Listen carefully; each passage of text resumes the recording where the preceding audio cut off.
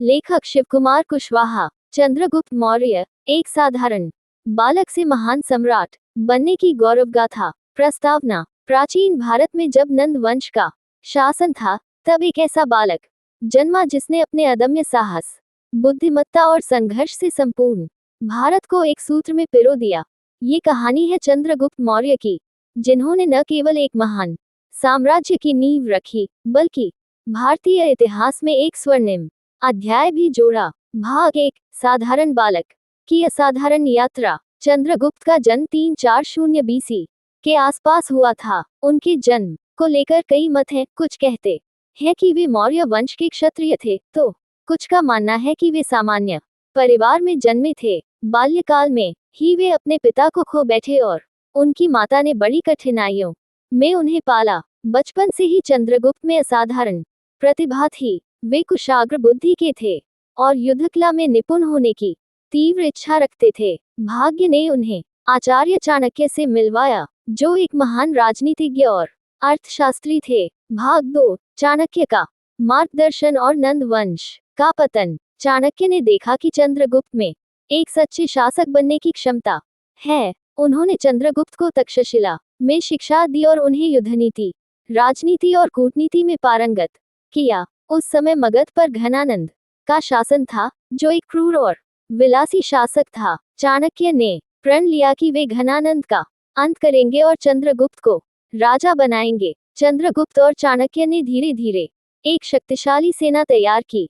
उन्होंने छोटे छोटे राज्यों को एकजुट किया और नंद वंश के खिलाफ विद्रोह छेड़ा। कई संघर्षों और युद्धों के बाद 321 ईसा पूर्व में उन्होंने घनानंद को पराजित कर पाटलिपुत्र, वर्तमान पटना पर अधिकार कर लिया। इस प्रकार मौर्य वंश की स्थापना हुई और चंद्रगुप्त मौर्य भारत के सम्राट बने। भाग 3। मौर्य साम्राज्य का विस्तार और यूनानियों पर विजय। चंद्रगुप्त ने न केवल मगध पर शासन किया, बल्कि अपनी सेना के बल पर पूरे उत्तरी भारत को जीत लिया। इसी दौरान पश्चिम में सिकंदर महान के सेनापति सेल्यूकस निकेटर का प्रभाव बढ़ रहा था। सिकंदर की मृत्यु के बाद सेल्यूकस ने भारत पर अधिकार जमाने का प्रयास किया, लेकिन चंद्रगुप्त ने उसे करारी शिकस्त दी। इस युद्ध के परिणाम स्वरूप सेल्यूकस को संधि करनी पड़ी और उसने अपनी बेटी का विवाह चंद्रगुप्त से कर दिया। साथ ही उसने अफगानिस्तान, बलूचिस्तान और पाकिस्तान के कुछ हिस्से चंद्रगुप्त को सौंप दिए। इस तरह मौर्य साम्राज्य एक विशाल अखंड भारत बन गया। भाग 4। प्रशासन और शासन प्रणाली। चंद्रगुप्त मौर्य का शासन अत्यंत सुव्यवस्थित और प्रभावी था। उन्होंने एक मजबूत प्रशासनिक ढांचा तैयार किया, जिसमें मंत्री परिषद,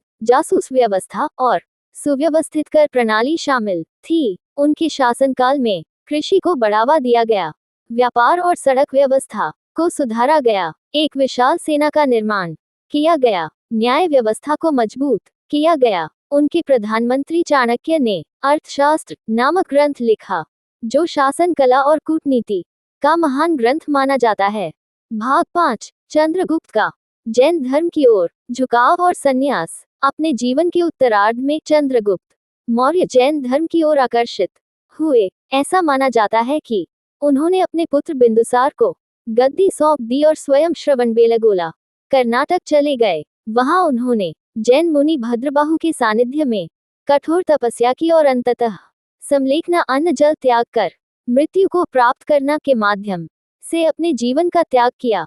निष्कर्ष। एक प्रेरणादायक गाथा। चंद्रगुप्त मौर्य की कहानी संघर्ष, साहस और कूटनीति का अद्भुत मिश्रण है। एक साधारण बालक से लेकर महान सम्राट बनने तक का उनका सफर हमें ये सिखाता है कि सही मार्गदर्शन और अटूट संकल्प के साथ कुछ भी संभव है।